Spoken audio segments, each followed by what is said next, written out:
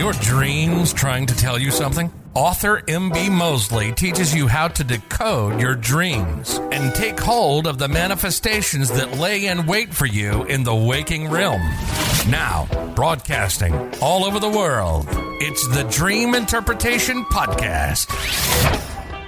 Hello there, Dream Zone Interpretation Tribe. You are now tuning into the Spiritual Sweet Spot Saturdays. Say that fast. I dare you, dare you, dare you. All right, guys, I'm so excited to introduce this session. It was impressed upon my heart because I felt that we are dealing with all things spiritual dream realm. So why not add little days like this?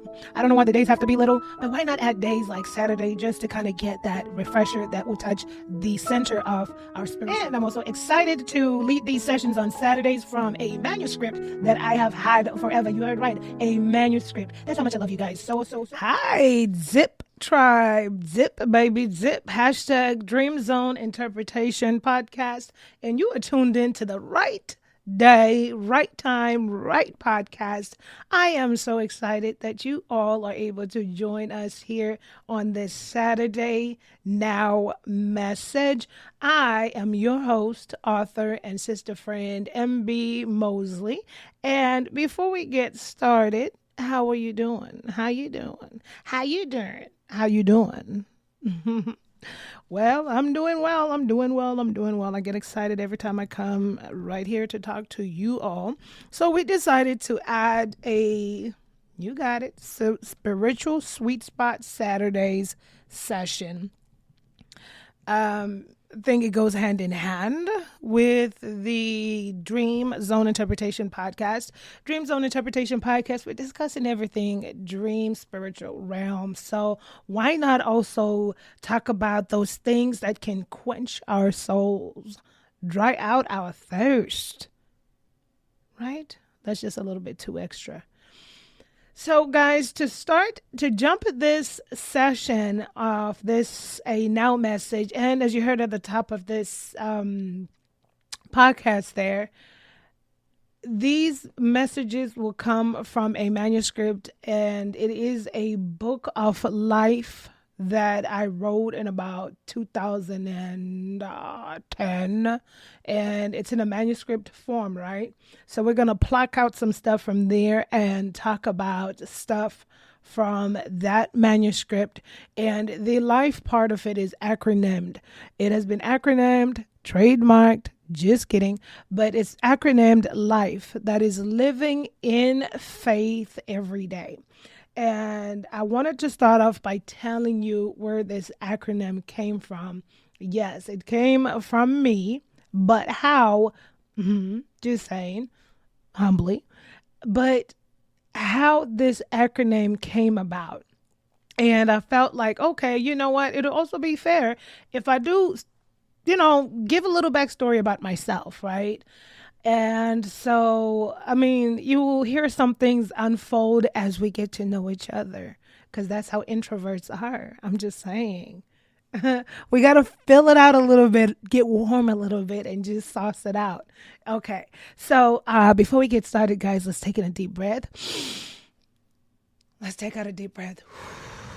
I just wanted to do that for myself because I'm about to get in here and start telling all the business. Okay, just teasing. Telling some of my business. But guys, I feel like it's fair that you kind of get to know what's going on, right? Okay, so where did LIFE, the acronym LIFE, come from? So living in faith every day was an acronym that I wrote on a mug. At the end of the class, we got these cups where we could paint a positive note on these cups, these little mugs, ceramic mugs, and I put L.I.F.E, L.F.F.E, and then I put living in faith every day. And that has been my mantra since then. Was I perfect? Life is a journey. Life is a journey. Life is meant to be taken in bite size, day by day. So what is this cup I'm talking about? So a little bit about myself. You heard it here first, just teasing. It's in my books. But let me see. It's weird because I don't really ever talk about myself. So give me a second to bring this out.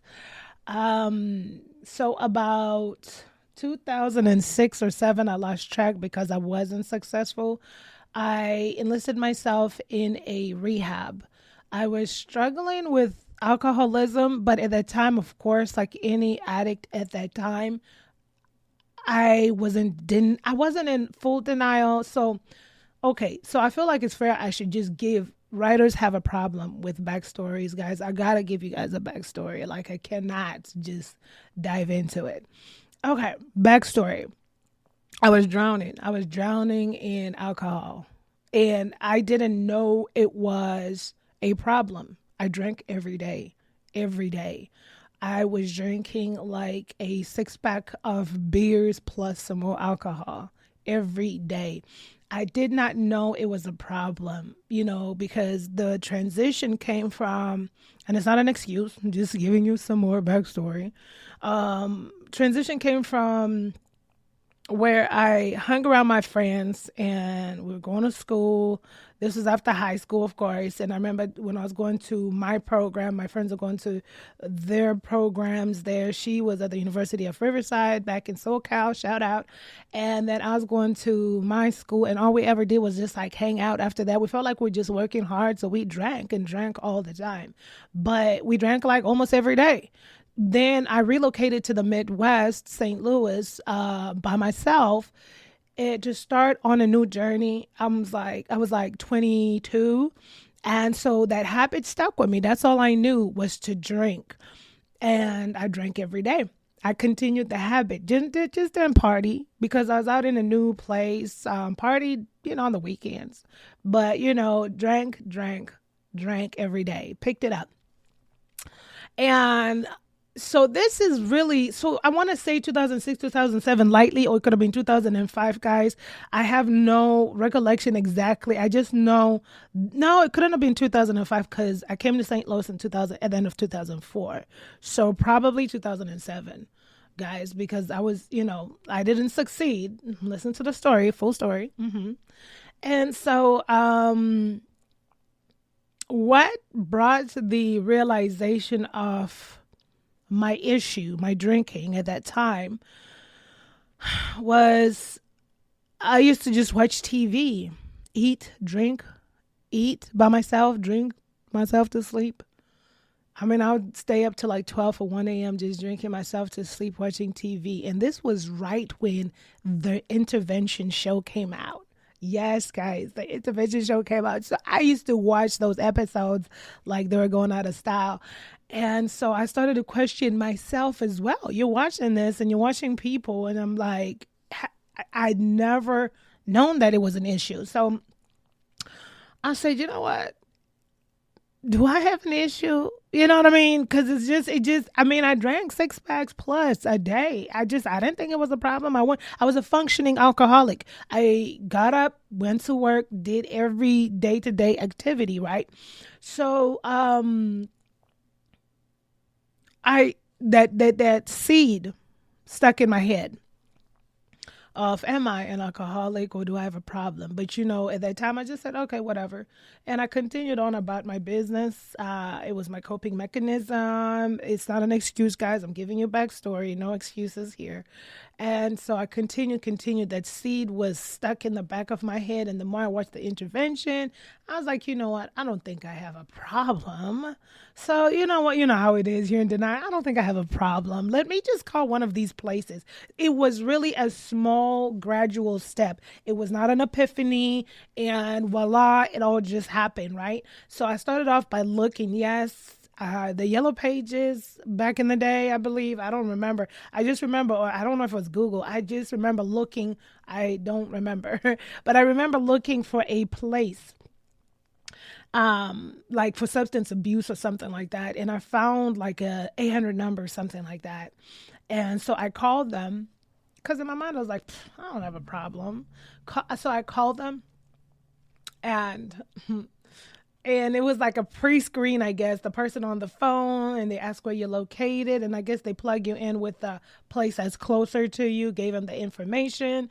And then once I gave them the information, it rang to another number, and the next person, I remember this part, I remember, asked me again the pre-screen questions, and gave them to her. And then I remember the person saying, can I place you on a hold?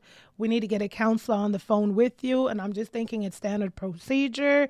They placed me on a hold. The lady came on the phone, and I appreciate her today. She was really nice. She wasn't rude about it, but she was just matter of fact about it.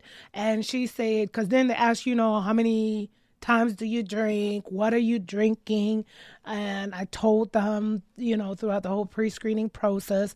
And then the lady that was now on the phone, was concerned, and she said, we need to get you in as soon as possible. And I thought to myself, what is she talking about? I'm good. Because you see yourself functioning, going to work, doing what you're supposed to do. And so what is this lady talking about? And so I said, okay. And she said, when can you get here? We need you in here as soon as possible. I'm trying to stall. So I just throw out a date.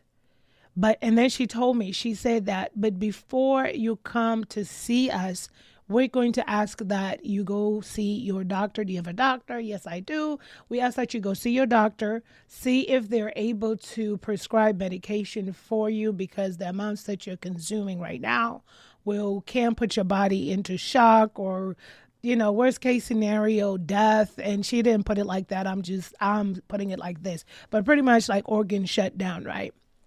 And of course, that's how long I've been drinking. That's how long I've been engaged in the behavior. They did their part. So now I wasn't even weird enough. I wasn't like scared. So I said, okay.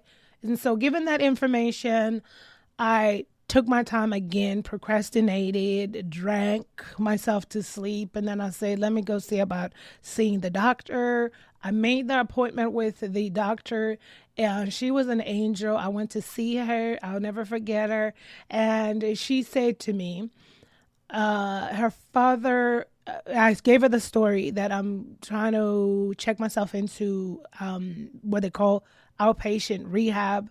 And so I've spoken to the people there, and they said that I need to come see you first, because they believe the levels of alcohol that I was consuming was going to be could possibly put me in harm's way if I just quit cold turkey and start rehab. So she said that she'd had experience. She was a child of a father who was an alcoholic. So she was really awesome. She said she didn't recommend the medication for me. I forgot what the stipulation was. And she felt confident that I would be able to go on with my treatment. And so after that, I went, she gave me her little note, did her part, and then I procrastinated some more, guys. It's called addiction. It's pulling at you. It's tugging at you. And procrastinated. What are these people talking about? I don't have a problem. I was just trying to call to get what I wanted was like confirmation, like, no, you're fine. That's what people do. But nope. So, and then the more I watched intervention, the more I drank, then I got my patootie over there and started rehab, outpatient, the paperwork. And what was weird was there was also a longing within me internally, just because I got tired. It started becoming this repetitive thing. I drink, I eat, I sleep, I drink, I eat, I sleep, I drink, I eat, I sleep. And so it was like, I wanted a new start, but at the same time, I was a little bit in denial, So let me go check myself into this outpatient rehab. Awesome outpatient rehab, 6 to 8 weeks, I want to say. Did the whole thing. And after that, they tell you, not to start new relationships, go to your AA meetings, and so forth and so forth. And disclaimer, any and everyone, not everyone, but anyone should say that. Anyone that is currently experiencing sobriety, following the steps, or in rehab programs. Please follow everything that you're being told to follow by the professionals. My testimony today and my experiences are solely my experiences. Would I ever encourage or tell someone to do what I did? Never, because everyone's life is different. So, disclaimer, you know me, disclaimer queen is in the house. So I finished the program. I'm proud. And of course, graduation is where that mug, we all get these mugs, and we have to put some positive message on there, and that's what Life was born, living in faith every day. And so I felt very optimistic. I was happy. I felt new. I felt new, but it felt weird because I started drinking when I want to say not even 18, 19. And at that time I was 22. Yeah. And so, it was different because for the first time in my life, I had spent days without consuming alcohol. And so now, looking back in hindsight now, looking back, as I say this, is, once you get those tools, it's important to gravitate with those tools, because they did equip me with tools, the AA book. I try to go to some AA meetings. Once again, you all, this is my testimony. If you are a person going through sobriety and going through professionals, do exactly what the professionals are telling you. I'm solely just giving you a testimony from my experience. And so they equipped me with that. I went to a few AA meetings. You all, addiction is a very, very tough thing. And I don't say that to gain empathy, sympathy, but I just want to highlight that because you're fighting for survival. You're fighting this thing that's pulling you back or pulling you in. And at that time, I wasn't aware of it. So when I left, and what I'm saying now is to prep you up for what I'm about to say next, because then when I started going, I didn't understand more. I will unfold slowly and not jump ahead. But at that time, I didn't understand a lot, I should say, simply of the addictive mind, or what addiction does, because it creates excuses, it lies, it manipulates, and all this other stuff. So when I started going to these AA meetings, I manipulated myself. Yes, I did. I was like, and that's the worst thing you could do, is live in the future when you're living right now. It's okay to dream, write on your vision boards and so forth. But what I mean is, in my addictive mind, I started to see myself in the future, and I was like, I don't want to be married with children and having to stop in my mind. This is what I was telling myself in my mind, and have to stop cooking and rush over to a meeting. And then what am I going to tell my children? Like I was going to have children, right? I mean, these are things that the mind games that the mind plays is just surreal. And I was not equipped at that time. They had equipped me. It's just me. I wasn't fulfilling my end in creating more knowledge or seeking more knowledge for myself to understanding this behavior and this disease. And so, cut a long story short, I stopped going to the meetings. I didn't get a sponsor, introvert problem. But at the same time, even if you're an introvert, if this is what you've been told to do, please do what you have been told to do. Because I feel bad. I don't want anyone to say, well, I heard her say this. So no.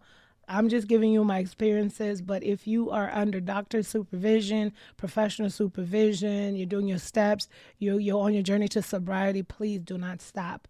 So the addictive mind made all these excuses. I never got a sponsor, and I stopped going to these meetings. And then fast forward, I got in a relationship I was not supposed to have gotten into. It was still too early into the addiction, because understand this, if you're an addict and you think that, I'm not knocking relationships that are out here that are successful, and addicts are like with people that engage in different behaviors, and it doesn't bother that addict. I want to talk right now just solely based on my experiences. And so I got into this relationship when I was not supposed to, and what I've come to find out, even with a best friend of so many years, is that when people don't understand, which I barely understood the addiction, the disease, I barely understood it. So I'm not talking ill of people. I could understand why, but even people around you will not understand the enormity, if that's a word. New word. They would not understand how big this thing is, because even at a point when I talked to my best friend about it, she said, "No, you just like to drink." And in my mind, I was like, no, because she's the type that could have a glass of wine and stop and just go on about her business. But I was not. And so I was not. We're going to drink everything that you have in your cabinet. So don't, at that time, do not, that memory at that time, you did not want to invite her to your party or anything like that. And if you did, she probably had to have brought her own alcohol, which would have ran out, and then she'd have wanted everybody else's. But anyways, I digress. So, so people around are not going to always understand that part of the journey. That's why understanding in hindsight, in a sober mind, that you need to surround yourself with people that are engaging in sobriety and or are sober. And so at that time when I got in the relationship, I thought that's the thing, that addictive mind thinks it's smart, but it's not, because it thinks it's outsmarting and outdoing, and you're trying to figure things out. And so even the guy that I was talking to at that time, I thought I did a pre-screen of my own. Do you drink? They said, no, I'm not a drinker. Probably have a champagne at New Year's. I thought, okay, that's fine, because then they're not a drinker. It's not around me. Cut a long story short, we got into a committed relationship. It was like July.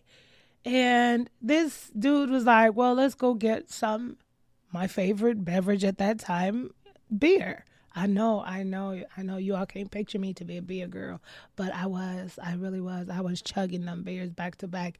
And so I thought, okay, well, at that time I'd been sober for some time. I said, okay, months, not time like that, but some months. I said, I've been sober for some months. I just need to watch what I drink. So we went, did the thing, and I thought, it's 4th of July. It's a celebration. And remember, you're talking to somebody that had every day was a celebration. So we cannot miss 4th of July. So that unraveled the monster of monsters with my addiction. That relapse took me on a spiral. My mind you try to crook itself around talking about, oh, we could just ration out what we drink and we got this. No. I picked off not even right where I left, because I was unsatisfied. Like when I drank, I was like, I'm not buzzing yet. It was back twofold, threefold. The amounts that I did before sobriety, they were back and caked on. Worse. 3 times the amounts. So now at this point in time, I'm feeling really disgusted about myself, and I feel like such a loser. Of course, that relationship didn't last. You bring bad toxic patterns to a relationship, it's not going to be healthy. Chances are it's probably not going to last. And so that one didn't last. And because I had just come back to that first love of mine at that time, and I was worse. It was worse. And I could not pull away from it. I could not part from it. And as a beer drinker before rehab and all that other stuff, when I came back feeling so ashamed, I said, you know what? How about I start mixing with like a little bit of hard liquor, that Smirnoff Ice, you get that, and then you get the straight vodka. I was never a liquor drinker. And so my mind's trying to trick itself, because if you drink a 6-pack plus more, you're just an alcoholic, and that's what they told me. So let me start improvising, and I do this. But what I was doing was drinking more alcoholic contents than I was doing before. Oh, it took me for a spiral. Almost lost my life 2 times. These are events that I'm not proud of. I'm just sharing a little bit about my story and my journey here. And of course, toxic behaviors, patterns will sometimes, especially like substance abuse, will most times than least lead to legal issues, which came knocking at my door. And it was the scariest of things that have that happened throughout that addiction, trying to fight for my life. It was tough. It was tough. It was tough. I am. It's a sad part. It's a sad part. Wound up lasting for 9 years. Wound up lasting for 9 years. I fought tooth and nail. Things I've never been proud of were done, and so that's where life came from, living in faith every day. Even though I relapsed from that, I could tell you that the fight was on. To make this story a little bit joyous from somber, I know I missed out a big chunk on some of the legal troubles that come with it, and including the things that twice I almost lost my life. I do thank the divine for always being there for me. However, so I then wound up, I'm giving you my experiences. Everyone's different. And this is not a judgy podcast. You do what makes you happy. At the end of it all, I've always said, I think one of the best remedies is to find something you love passionately that's positive, whether it's a group that makes flowers, whether it's a group that bakes cakes for the homeless, I don't know, whether it's a group that feeds the homeless, something that you want to gravitate that's positive. For me at that time, it was church. I found church. She did. And so I started just immersing myself with the church people. It was a positive atmosphere. They always needed help. So I made sure I was busy. And at that time, just because I found this positive space doesn't mean I was like, oh, quit overnight.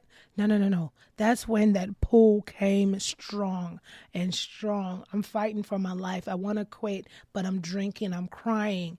And I just smoke cigarettes with that alcohol only. It's like I couldn't stand the smell of cigarette smell any other time, but only when I drank I had to. So here I am in my basement crying like a little kid, but drinking and smoking a cigarette because I want to quit so bad. I hate my life so much. What happened? And it was right before a couple years before my 30th. And this is what I really want to highlight. I want to highlight to you, sorry for the somber story, but I want to highlight to you the power of visualization and manifestation. The power. I sat in that basement, sat on those basement stairs because like I said, I don't like the smell of cigarette smoke. It's weird.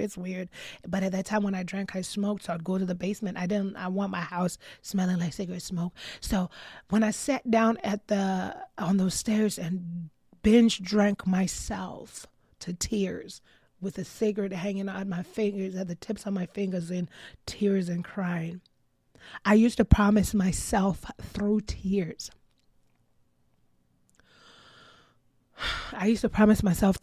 That I'm not going to make it to 30 and be an alcoholic. That's what I used to tell myself. And I used to tell myself that, sorry, I didn't anticipate crying. I'm so sorry, guys. But I used to tell myself while I drank miserably that I said, I will never be an alcoholic. I'm not getting in my 30s being an alcoholic. I used to sit on those stairs because this thing had taken a hold of me for the worst. And I was so scared to die.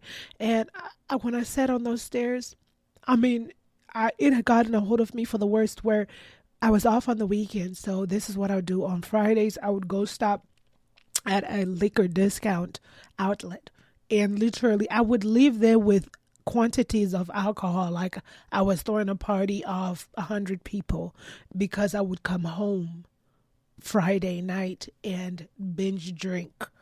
I binge drank throughout the week, but the weekends I wouldn't even go anywhere. And so it was just so dark. The energy was just so dark. And so I used to tell myself there too, I'm going to take walks in the park when I beat this thing. And I used to see in my mind me taking a walk in one of the beautiful parks out here with the lake. I'm going to take walks. I'm going to take walks. That's all I wanted to do was take a walk. Just take a walk.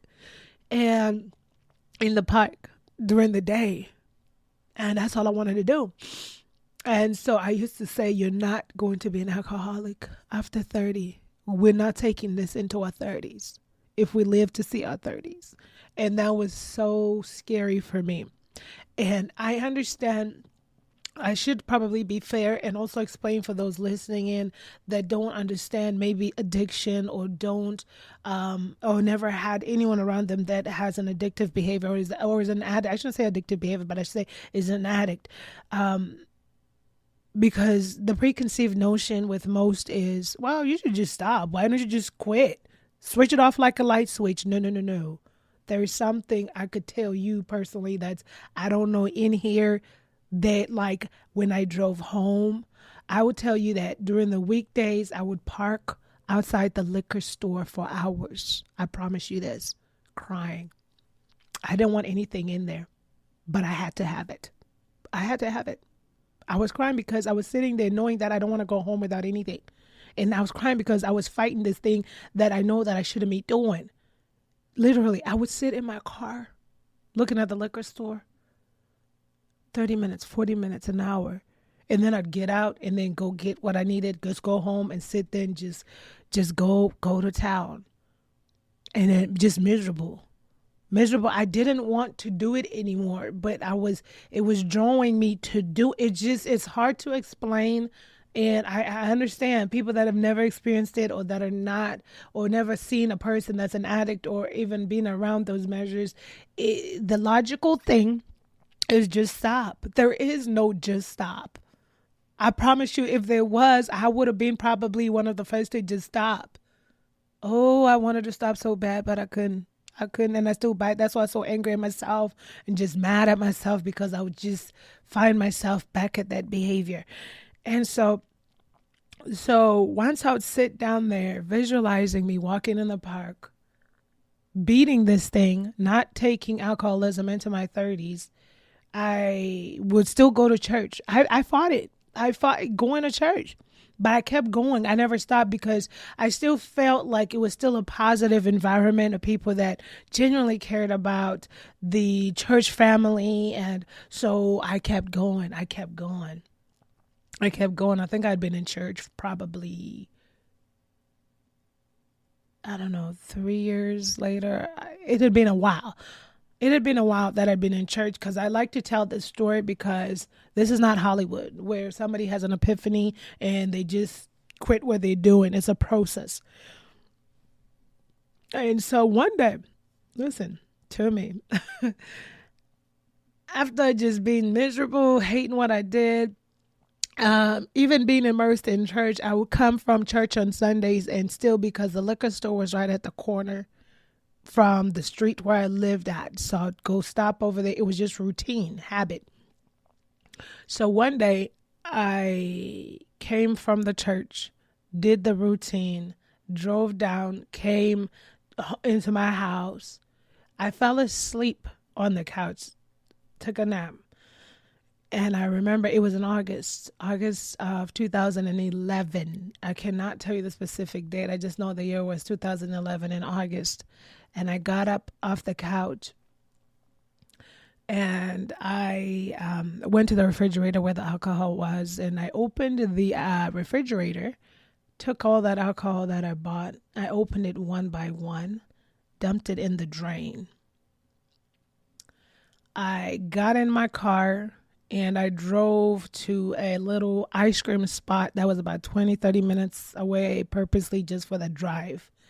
And I went there and I got me a large Doozle Sticks concrete. Out here in the Midwest, they're called concretes. And for my international listeners, it's like an ice cream mix blend. I cannot even explain it because when I lived in Southern California, we didn't have concretes. Okay. So I think Dairy Queen now probably has them on their menu. So it's just a mixture of ice cream with good stuff in there. Well, good stuff for my taste, for my tongue, but probably not long term.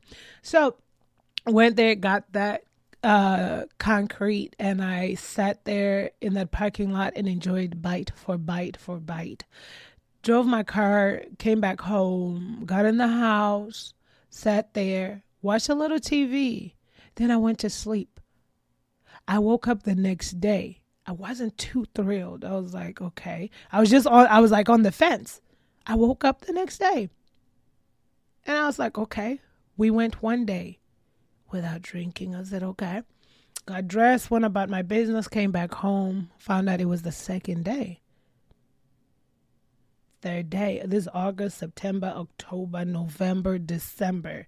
Come January, I moved from that area to about an area that was 30 minutes away.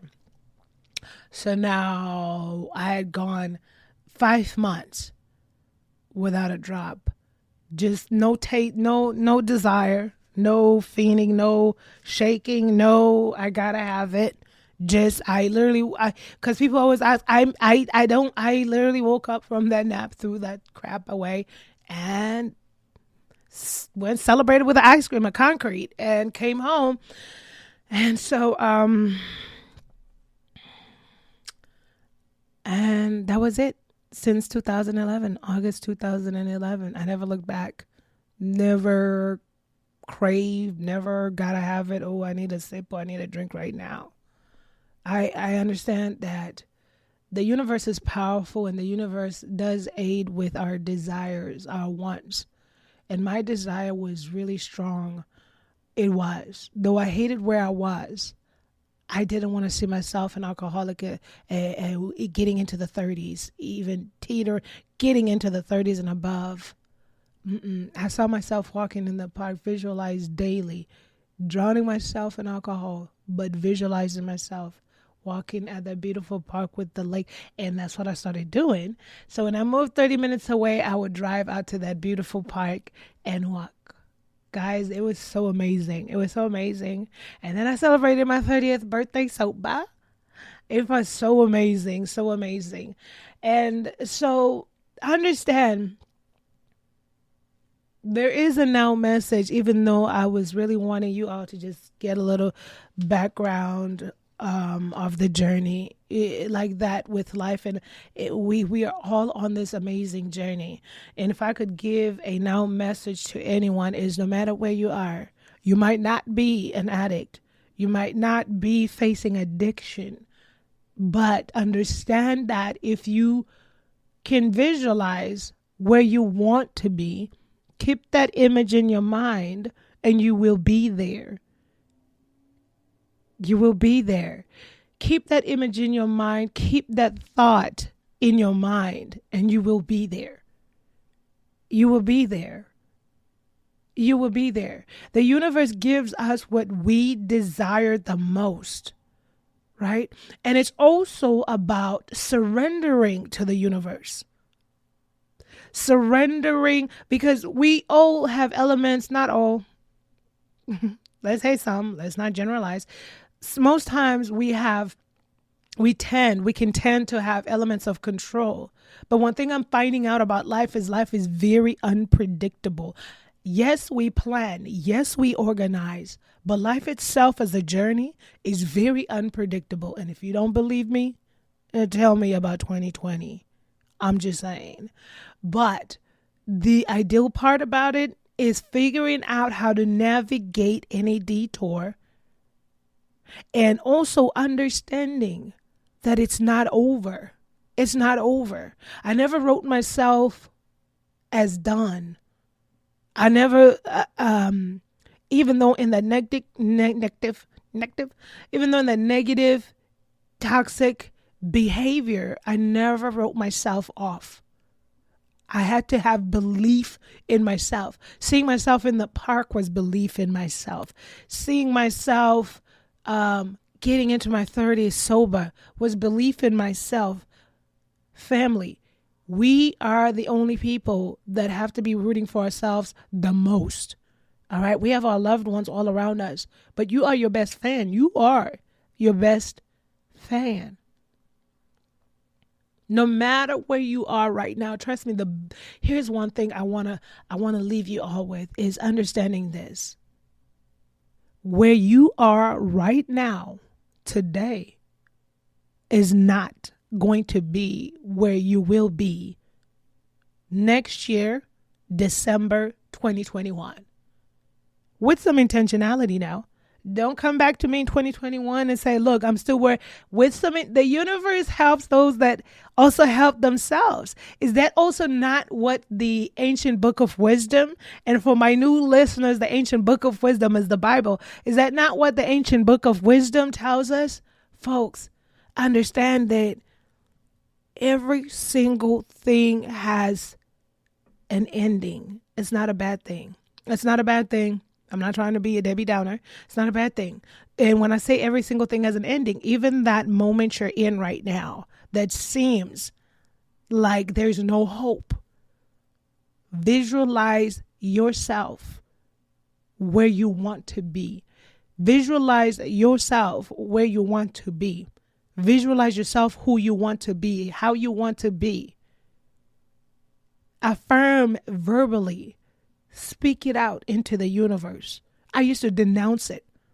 Yes, I know it's the irony of life. But the universe is giving to those that desire. It's the irony of life. I'm drinking, I'm getting sloppy drunk, and I'm like, I will never. I remember that. Just my finger flailing all over the place. I was like, I will never. I used to also say I would never die an alcoholic. I would never go into my 30s. I said I'm not. I denounced it. I said I'm not going into my 30s as an alcoholic. Did I ever see how that was going to come together? No, because when I said it was scary was because like I was so deep. I was like, am I ever going to stop? Like, am I ever going to stop? I never asked myself that verbally, but I mean, it's just, I'm being really just dramatic right now. But, it was just so deep. It was so deep. I love you guys so much. Where you are today in 2020 December is not where you're going to be in 2021 December, with intentionality behind it, with a desire, visualization, and manifestation. The universe is there to give into the desires. Now, I'm not talking about toxic and, unhealthy things that are all unbalanced and unequal to the laws of the universe, right? Guys, if there's one thing that I want you to take away from today is that it will all work itself out. Remember, with intentionality, visualization, verbal affirmations. I got to leave you guys with this. Thank you so much for listening. I enjoy telling you a little bit about my story there, where that book of life came from. And then I started writing, right? So after that part, I was like, yes, you catch the time frame, right? So 2011 is when I got done, but I started penning some stuff down at the end of like 2009, 2010. And then as I lived life in sobriety, my mind was more clear and I could really focus. And not saying that people that don't drink don't do an amazing written work. I mean, hello. But love you guys that much. Stay blessed. Thank you so much for tuning in to our Spiritual Sweet Spot Saturdays. Don't give up on yourself. Life is happening right now. Not tomorrow. Not yesterday, but today. Seize the moment to enjoy each day while en route to your intended destiny. A quote by Memory Ben Gessemer. If no one has told you this today, I love you. I appreciate you. And yes, we can do this thing